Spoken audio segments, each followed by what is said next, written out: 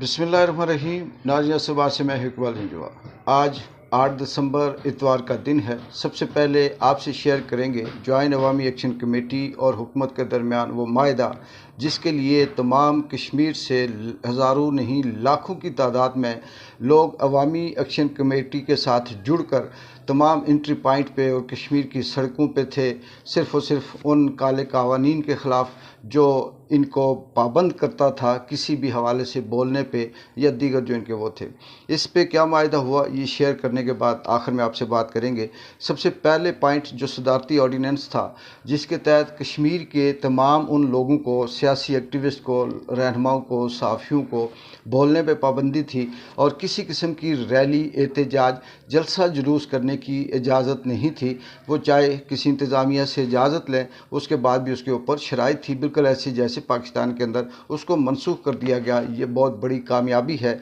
अवामी action committee की, तमाम उन लोगों की जो इसमें शामिल थे। नंबर 2,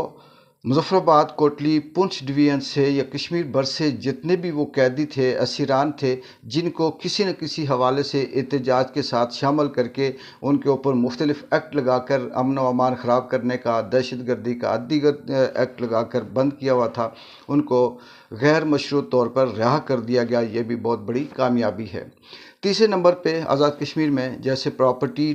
टैक्स जो था, प्रॉपर्टी ट्रांसफ़र टैक्स, ये पहले 36 से 40% था, लेकिन अब इसे कम करके 14% कर दिया गया। इसी तरह से चौथे नंबर पे 5 kVS से ऊपर बिजली के जो बिल्लात का टैरिफ था, लोकल प्राइवेट स्कूलों का 1 यूनिट से लेकर 1000 यूनिट तक 15 रुपये पर यूनिट बिल होगा। इसी तरह से 1000 से ऊपर जो यूनिट्स होंगे वो 25 रुपये फ़ी यूनिट होगा। होटल्स के जो बिल होते थे वो पहले ज़्यादा थे, अब 1 से 1500 यूनिट तक 25 रुपये फ़ी यूनिट बिल होगा और 1500 से ऊपर जो यूनिट्स होंगी वो 35 रुपये फ़ी यूनिट होगा। पेट्रोल पंप से के जो बिल्लात हैं उनका भी टैरिफ यही है, 1 से 1500 यूनिट तक 25 रुपये फ़ी यूनिट बिल होगा और इससे ऊपर होंगे तो वो 35 रुपये यूनिट होगा। इससे जो पिछली दफ़ा जो एहतजाज हुआ था जिसमें बहुत से लोगों ने बिल नहीं जमा करवाए थे और बिल उनके बकाया थे, तो पिछली दफ़ा भी ये एक मुतालबा था कि जो बकाया जात हैं, हुकूमत ने ये कहा था कि बकाया जात तो हम ख़त्म नहीं कर सकते, लेकिन इसका कुछ हल ये निकालते हैं कि अक़सात में मुख्तलिफ़ किस्तों में जमा किया जाए। पिछली दफ़ा के जो बकाया बिल्लात थे उनकी 24 किस्तें मुकर्रर थी कि जिन लोगों के बिल नहीं जमा हुए ज़्यादा हैं, चाहे वो दुकानदार हैं, घर वाले हैं, कमर्शियल हैं या नॉन कमर्शियल, वो 24 अक़सात में अपने बिल जमा करवाएं। अब उनकी तादाद किस्तों की बढ़ाकर 36 अक़सात कर दी गई, 36 किस्तों में वो जमा करवा सकते हैं। इसके अलावा जो सबसे बड़ी बात थी वो ये है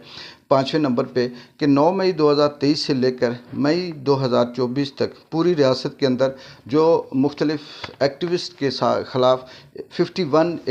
एफ़आईआर दर्ज की गई थी उनको वापस ले लिया गया है, बिला किसी शर्त के उन्हें ख़त्म कर दिया गया और तमाम मुकदमात से हुकूमत विड्रा हो चुकी है। ये भी बहुत बड़ी कामयाबी है क्योंकि वो जो 51 एफ़आईआर थी वो भी इसी तरह की एक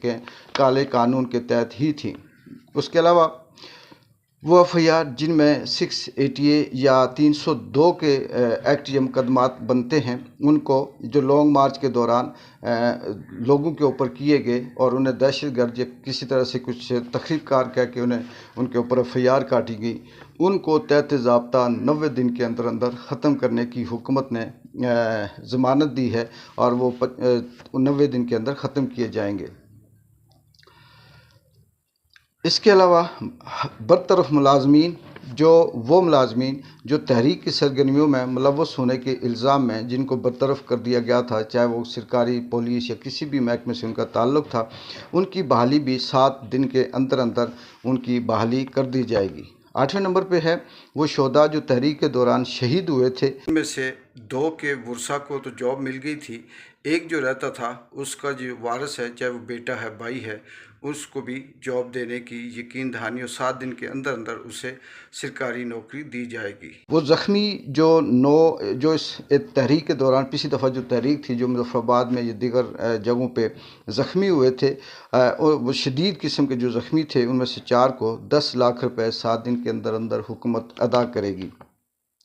10ویں نمبر پہ ہے کہ منگلا ڈیم کی اپریزنگ کے دوران جو مکانات ڈیم کی حدود